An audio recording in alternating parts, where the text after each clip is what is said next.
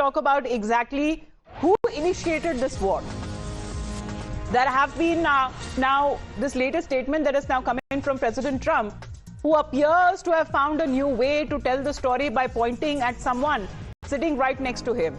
Now, at a round table in Tennessee, President Trump seems to have suggested that it was Defense Secretary Pete Hegseth who was the first to push for military action, offering a version of events that raised as many eyebrows as it did with the questions. Because it's now President Trump now shifting the war blame, saying that you said it, let's go ahead.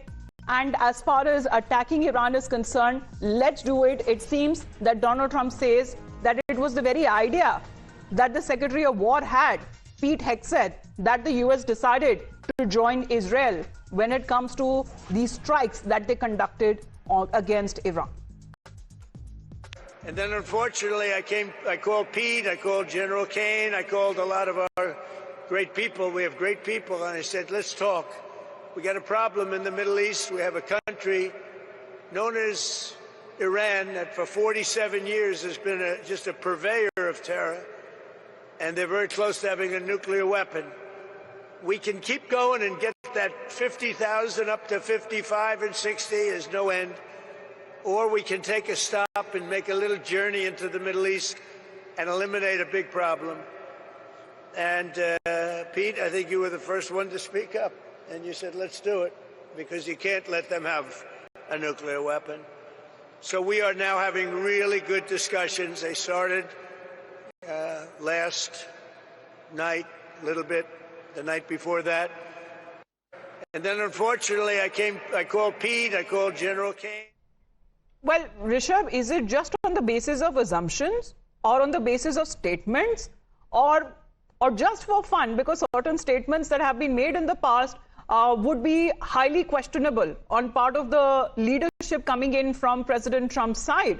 What was the very basis? What was the very first objective that US lended its support when it comes to Israel on conducting these strikes against Iran? Well, see, one thing is very clear. US was played along. US had, and many senior leadership now within US suggests that there was no imminent threat to United States from Iran, and hence the basis of this whole invasion in Iran has been challenged from within United States. What happened in the last 2 months, if you see, there have been multiple phone calls and meetings between Donald Trump and Prime Minister Netanyahu of Israel, and it was Israel who convinced United States. This is something that many experts within the United States suggest, to get into this conflict and start the invasion of Iran. Now, after 25 days, one thing is very clear. US is not clear what the objective is really, what they really want to do and what they really want to achieve from this invasion. On day one, Ayatollah Ali Khamenei was pulled in and he was killed. Yes. Senior leadership of IRGC or Iran. But there seems to be uncertainty, because that was on the very first day when the strikes were conducted. There was this, when it comes to the circumstance of shock and awe, well, that seems to have passed on. And the real problems have now begun, especially when it comes to global pressures that seems to be now mounting. Let's take this forward back after a short break. As far as when it comes to the developments are concerned on the Middle Eastern conflict, 25th today, day is being marked, but this is also one of the first days of the 5-day pause button that Donald Trump seems to have announced.